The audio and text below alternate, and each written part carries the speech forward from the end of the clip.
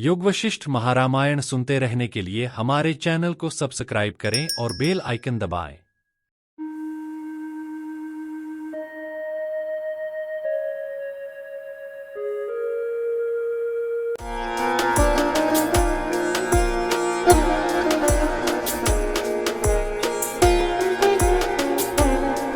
पिछले सर्ग 33 में वशिष्ठ मुनि ने श्रीराम को बताया कि कैसे जीवन की घटनाएं और संसार का अनुभव हमारे अपने मन की कल्पना मात्र है। उन्होंने समझाया कि सृष्टि की हर वस्तु और घटना एक ही ब्रह्मा की विभिन्न अभिव्यक्तियां हैं। सर्ग 33 में मुनि ने इस बात पर भी जोर दिया कि माया और संसार के प्रति हमारी आसक्ति हमें सत्य से भटकाती है और हमें आत्मा की शाश्वतता का ज्ञान प्राप्त करने से रोकती है। अब सर्ग 32 में हम जानेंगे कि कैसे वशिष्ठ मुनि श्रीराम को ब्रह्मज्ञान के माध्यम से आत्मा और माया के बीच के भेद को स्पष्ट करते हैं और उन्हें अपने मन को नियंत्रित करने के लिए प्रेरित करते हैं। आइए इस गहन यात्रा को जारी रखते हैं। योग वासिष्ठ महारामायण के उत्पत्ति प्रकरण के सर्ग 34 में एक विस्तृत रूप से कल्पना लोक का परिदृश्य दर्शाया गया है। इस सर्ग में वशिष्ठ जी राम को एक अत्यंत गूढ़ एवं प्रतीकात्मक कथा के माध्यम से ब्रह्मांड की उत्पत्ति और उसकी प्रकृति के बारे में बताते हैं। इस सर्ग में वशिष्ठ जी राम को एक ऐसे काल्पनिक दृश्य में ले जाते हैं जहां एक राजा की कथा प्रस्तुत की जाती है। यह कथा एक ध्यानशील राजा की है जो अपने ध्यान में गहराई तक उतरता है और अपनी मानसिक शक्तियों का उपयोग करते हुए एक पूरा संसार रचता है।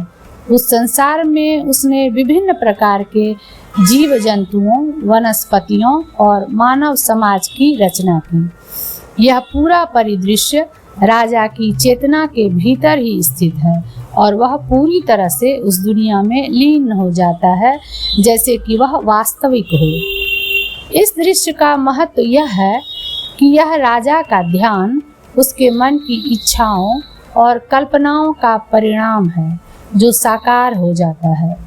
यह बताता है कि मनुष्य का मन ही उसका सृजनशील शक्ति है और हमारी सोच और हमारी इच्छाएं ही हमारी वास्तविकता को आकार देती हैं। वशिष्ठ जी इस दृश्य का उपयोग यह समझाने के लिए करते हैं कि संपूर्ण सृष्टि एक मानसिक प्रक्षेपण है। यह केवल हमारे मन की कल्पना और इच्छाओं का प्रतिफल है। वास्तव में यह सारा दृश्य और उसमें उपस्थित सभी तत्व केवल माया है जो कि असली आत्मा से अलग है।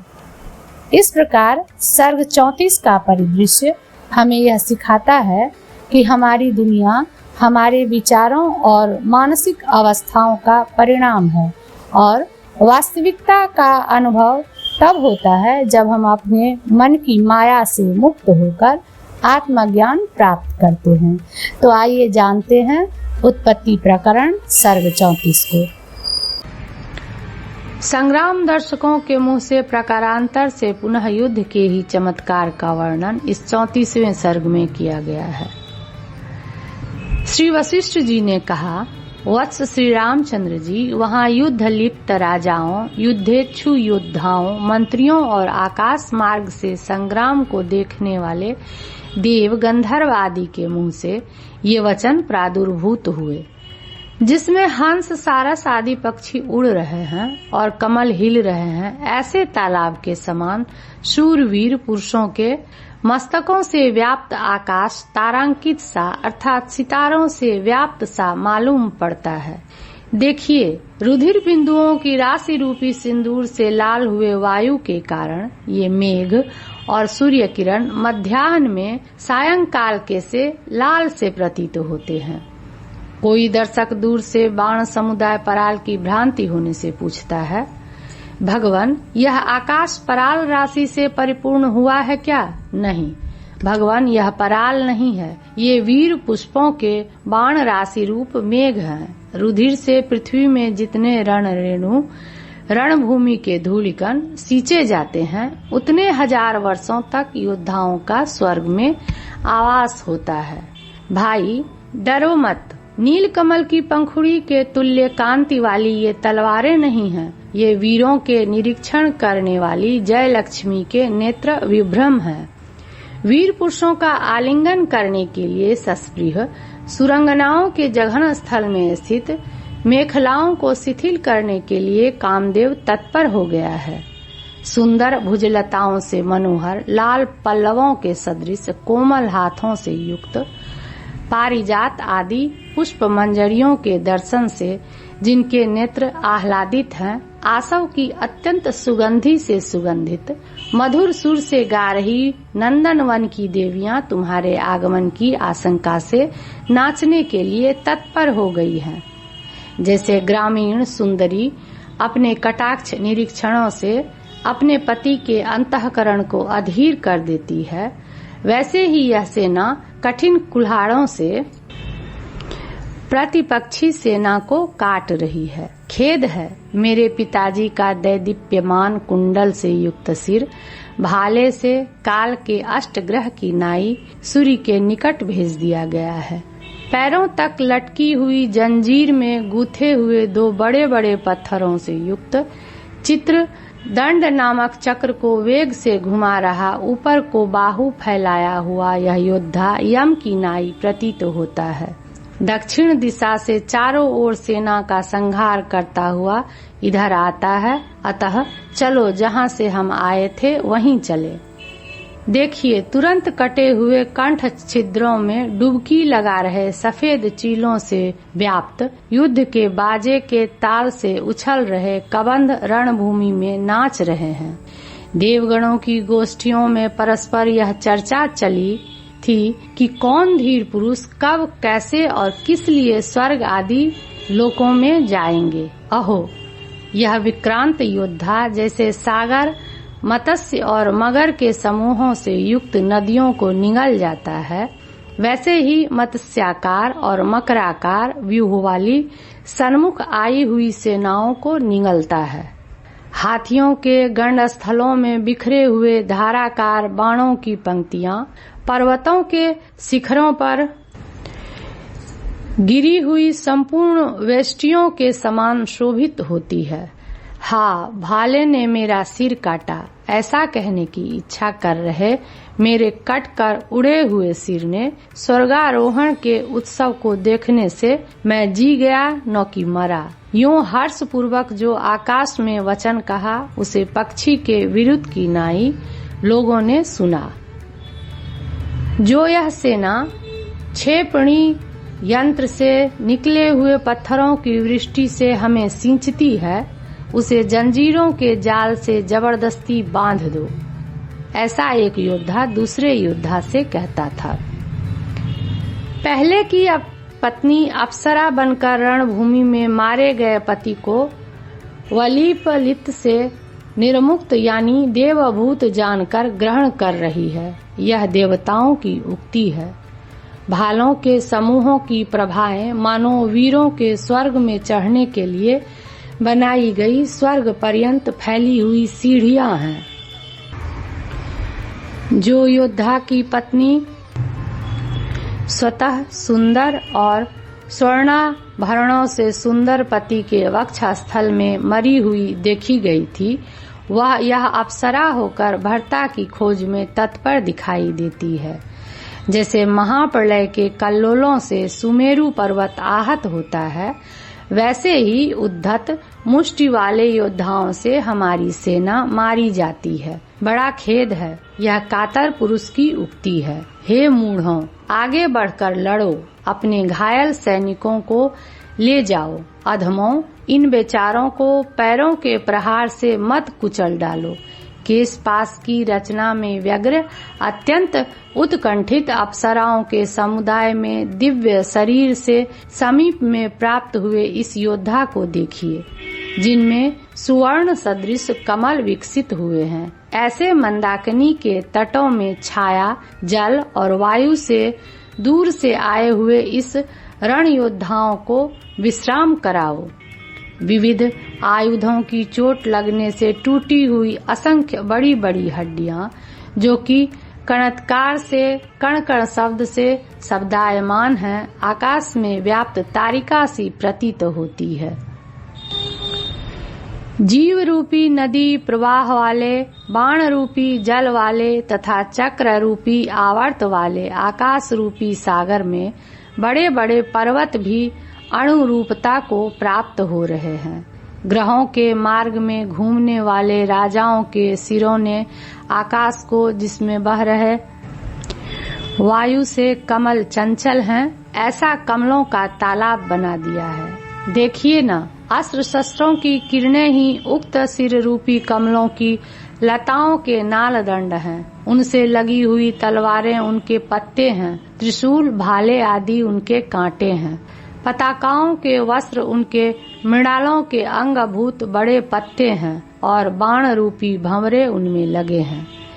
जैसे पर्वतों में पिपीलिकाएं लीन हो जाती हैं तथा जैसे पुरुषों के वक्ष स्थलों में स्त्रियां लीन हो जाती हैं, वैसे ही मरे हुए हाथियों के ढेर में डरपोक लोग लीन होते हैं। विद्याधरों की अंगनाओं के कलकों को अनुकूल रूप से हिलाने वाले अतएव अभूतपूर्व उत्तम सौंदर्य से संपन्न कांत के मिलन के सूचक मंद मंद वायु बहते हैं। भाव यह है कि वायु घर से आ रही विद्याधरों की अंगनाओं के अलकों को उल्लासित करने के कारण अनुकूल होने से सकुन रूप है, अतएव मनोरथ सिद्धि के सूचक हैं। उड़ रहे आकाश में स्थित छत्रों ने मानो चंद्रमा का संपादन किया। यश रूप मूर्ति से चंद्रमा ने भूमि में शुभ्र छातों का संपादन किया। जैसे सोया हुआ पुरुष एक निमेष में स्वप्न नगर को प्राप्त होता है, वैसे ही योद्धा भी मरणकाली मूर्छा के बाद एक निमेष में अपने कर्म रूपी शिल्पी द्वारा निर्मित दिव्य शरीर को प्राप्त हुआ। आकाश रूपी सागर में त्रिशूल, शक्ति, तलवार और चक्रों की व्यग्र वृष्टियां मछलियों और मगरों से व्याप्त सी स्थित हुई। बाणों से काने गए सफेद छत्र रूपी कलहंसों से आकाश स्थल संचित लाखों पूर्णेन्दु बिंबों से आवृत सा प्रतीत होता है। आकाश में उड़े हुए सुंदर घर घर शब्द करने वाले चमरों से आकाश वायु के वेग से जिनकी स्थिरता क्षुब्ध हो गई हो, ऐसे तरंगों के समूह की कांति वाला बनाया जा रहा है। अस्त्र शस्त्रों से काटे गए तथा आकाश रूपी खेतों में फेंके गए छाते, चमर और पताका वृंद यश रूपी धानों के पेड़ों की नाई दिखाई देते हैं। हे कुशलिन, जैसे फलने के लिए तैयार धानों की शोभा को आकाश में उड़ रहे टिड्डियों का दल नष्ट कर देता है, वैसे ही समीप में आ रही शक्तियों की वर्षा आकाश में उड़ रहे बाणों से नष्ट की गई है। देखो, कठिन कवच से उत्पन्न हुई यह भुजदंडों को फैलाए हुए योद्धा के तलवार की वार की ध्वनि ही मानो मृत्यु की हुंकार है। इस जनक क्षय के अवसर में तलवार आदि अस्त्र शस्त्र रूपी प्रलय काल के वायु से परास्त, दांत रूपी झरने के जल से युक्त घायल हाथी ही पर्वतों की तरह प्रतीत होते हैं। हाँ, खेद है, रुधिर के महान तालाब में चक्र, रथारोही वीर सारथी और घोड़ों से युक्त तथा शस्त्रास्त्र से परिपूर्ण रथ रूपी नगर रुद्ध गति होकर छटपटा रहा है। नाच रही काल रात्रि वीरों की भुजाओं, हाथियों की सूंडों और कवच रूपी वीणा के तारों में तलवार के आघात से उत्पन्न वादन शब्दों से मानो वीणा बजाती है। मनुष्य, हाथी, घोड़े और गधों से जो खून के झरने निकले, उनके बिंदुओं से सराबोर वायु से लाल हुई दिशाओं को देखो। जैसे मेघ में बिजली का प्रादुर्भाव होता है, वैसे ही काला जी की केश राशि के समान काले अस्त्र शस्त्रों की किरण रूपी मेघ से युक्त आकाश में बाण रूपी कलियों के समुदाय की माला प्रादुर्भूत हुई है। असंख्य रुधिर से लथपथ टूटे फूटे भूखंडों और अस्त्र शस्त्रों से व्याप्त भुवन अग्निलोक की नाई चारों ओर से उठी हुई ज्वालाओं से युक्त सा प्रतीत होता है। उस युद्ध स्थल में परस्पर एक दूसरे को काटने और छेदने के लिए उद्यत हस्त समूहों से भुसुंडी, शक्ति, त्रिशूल, तलवार, मूसल और भालों की वृष्टियां गिरती थी। हटने में असमर्थ अनेक योद्धाओं में एक शूरवीर द्वारा अतिशय हस्त लाघव से प्रहार करने के कारण, जिसमें राक्षसों की माया के तुल्य शूरों की चेष्टाएं हैं, क्रोध से निरीक्षण करने वाली योद्धाओं की बुद्धि है, ऐसे रण को स्वप्न के समान सामने देखता हूँ। स्वप्न पक्ष विनाश के अनुकूल, छेदन, भेदन, संचलन आदि से रहित स्वाप्निक पदार्थों में एकमात्र जागरण से प्रहार किया जाता है, यानी बाधा पहुंचाई जाती है। इसलिए वह राक्षसों की माया के तुल्य मिथ्या है और उसमें आत्म प्रज्ञा आवेश से दर्शन करती है। घायल योद्धाओं के क्षोभ से प्रसन्न हुआ रण भैरव अन्यान्य शब्दों के सम्मिश्रण से रहित, निरंतर अन्योन्य के प्रहार से उत्पन्न झंकारों से मानो गायन करता है। कटे हुए छाते ही जिसमें तरंग से प्रतीत हो रहे हैं, ऐसा परस्पर युद्ध में प्रयुक्त अस्त्र शस्त्रों के प्रचुर चूर्ण से परिपूर्ण रणभूमि रूप सागर बालुकामय ही हो गया है, जिसने मधुर फैलने वाले और तुरही आदि बाजों की प्रतिध्वनियों से वेग के साथ लोकपालों के लोक को भर दिया है। ऐसा रण रूपी यह पर्वत प्रलय काल में युद्ध में कठोर हुए दो सेना रूपी परों के प्रबल परस्पर प्रतिकूल संचलन से आकाश में उड़ने के लिए तैयार हुआ सा प्रतीत होता है।